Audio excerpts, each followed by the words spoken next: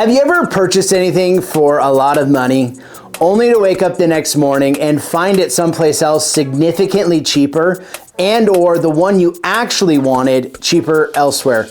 And then you grab the receipt only to find out the store you purchased it from has a no return policy. Actually, funny enough, that happened to my daughter this last summer. She wanted her very first pair of cowgirl boots. She saved up her money and we were going to the state fair. At the state fair, there's those trailers with those Western wears, and she walked onto that trailer looking at the selection. She found something she kind of liked that was kind of her style and bought it, only to wake up the next morning to check online and find that she overpaid by double, and there was actually a pair she loved that she wished she could buy. When she grabbed the receipt, she found out, there's no returns, only exchanges. Unfortunately, the trailer or the company did not have the pair of boots she wanted. So now she's stuck with those rhinestone boots. Now, this is not abnormal to home buyers. See, actually home buyers go through the same process. They look online for a home that they think they like, they'll go and visit it and go ahead and put in an offer, only to wake up the next morning to find that there are other options out in the neighborhood that would fit their needs much better and for less of a list price. And that's actually got to stop. That's why I wanted to create this video of how can you avoid overpaying in 2026. And so I created this guide with 3 simple things, and while they're simple, they do require some work. And the first thing is to ask questions. Now, I don't feel that home buyers ask enough questions, or future home buyers ask enough questions, or are persistent enough to get the answers. Now, you might be asking what questions are important, and I'm glad you did, because one of the most important questions that you should be asking at every home you visit is, why is the seller selling? Also, when were some of the major appliances last repaired or updated? When was the roof or foundation last inspected? How about this? What appliances are actually included in the sale? There's a number of different questions that you should be asking. Actually, I have a helpful resource that's down below. All you got to do is click the link, and it's 10 questions that you should be asking at every property you visit. And again, I don't think buyers are actually persistent enough to get the answers, or they don't know how to ask it or who to ask those questions to. The questions can be very, very telling of how that house is actually conditioned. Is the roof been addressed? When's the last time? Water heaters tend to last about every 10 to 12 years. When's the last time that was replaced? Also, do they know of any defects? And so there's all sorts of things that you can gain from knowledge before even making an offer on a property. So asking questions is incredibly important. The second thing is just as much important, and I want to spend a little time on that. That is analyzing the neighborhood.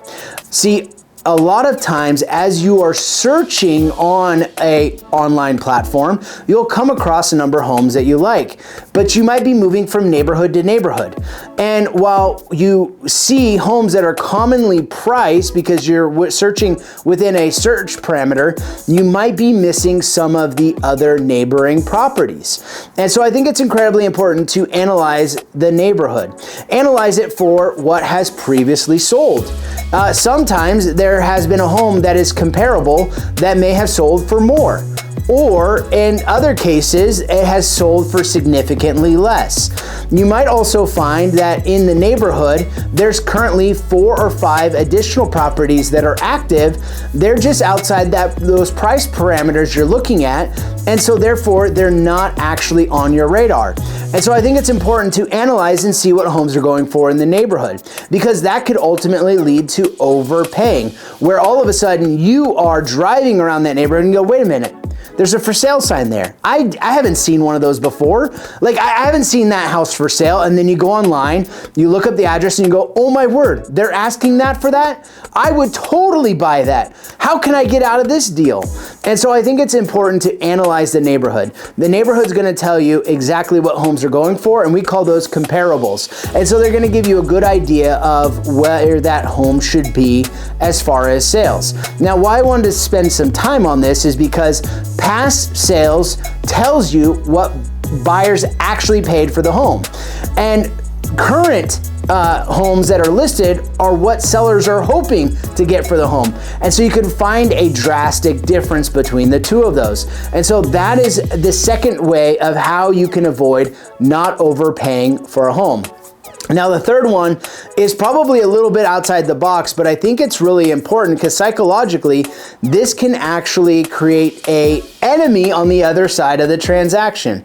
And that is this: always come with your best offer first. What do I mean by that? Well, let's just be honest and have a real quick chat. We all know when we're buying something, especially something that's on a marketplace like a home or a car, you tend to want to start with your outrageous offer first because you're hoping that it will create some sort of anchor where they'll meet you in the middle of a more reasonable offer. But what happens when you start with an extremely low offer, you can actually offend a home seller. And I've seen this before. I've been in the room where we've received an offer that was extremely low. The seller looked at me all red in the face and they said this. They said, "Zach, I don't care if this person comes up over list price. I am not going to sell to them." And guess what? They didn't. They ended up getting another offer while still under their asking price, but they were much more willing to work with them because it was in the realm of reasonability. Now, you might be wondering, okay, how is this to help me not overpay? Because here's the thing is if you do ask the questions and start to understand what this house has or what it doesn't, as well as you analyze the neighborhood and analyze those comparable sales and come forward with your best offer, it starts the conversation. Now you might be asking, wait a minute, okay, I do all that work and the seller's still unable to move or unwilling to move. Well, that might be an unreasonable seller. And while those do exist, the next step would be to walk away. Now, when you walk away, hopefully they're being represented and that person will let them know, hey, that is a real reasonable offer. Here's the data points that is showing why that's a reasonable offer, and the conversation can start up again. It's very rare that I've seen a seller come back to a conversation with somebody that is extremely low. And again, you know this, I know this, that those extremely low offers, you're even like, I don't think that they're going to accept it, but gotta try, gotta ask. Well, those are the things that can ultimately cost you lots and lots of money, or even that opportunity. Because I will tell you this, in that case that I shared where the seller wasn't even willing to sell the house to that buyer lost out on a great home that they really wanted, and the seller just wasn't willing to negotiate. Now, these 3 points, while not exhaustive to stopping you from overpaying or helping you avoid overpaying, I think it's incredibly important that they really outline doing the research. The research will always save you. It's very poor to buy off emotions. Walking to a house going, wow, this looks great. I really love this. It feels great. I'll just get it because I want to get it. You have to go off of logical reasons of justifying the price. That's why I am an advocate for having somebody that you trust that can walk you through this process. Because you might be saying, Zach, how do I know what questions to ask? Or how do I analyze the neighborhood? Well, that's where your helpful local real estate agent will come involved, is they can ask those questions. They can also be persistent. They can put them in writing, which is incredibly important, by the way. Having those questions answered in writing, because it's not real unless it's in writing. Analyzing the neighborhood. They have access to a multiple listing service that can pull deep data on past sales. And so your local real estate agent's going to be able to help you walk through that. Now, if you're in Snohomish County, I would love to set up a consultation, walk you through this process, as well as set up a search, and we can go through these properties with these 10 questions and find the right place. See, the nightmare I have every night is that one of my buyers is going to buy a home. And every month when they're writing that mortgage check, go, I hate Zach Hensrud.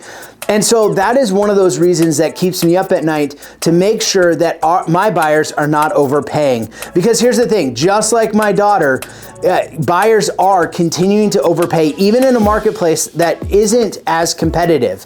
They are just accepting what someone is saying. They're maybe only working with the listing agent who obviously represents the seller and is trying to get that price, and they're not going with representation themselves. And so there's a lot of pitfalls with that.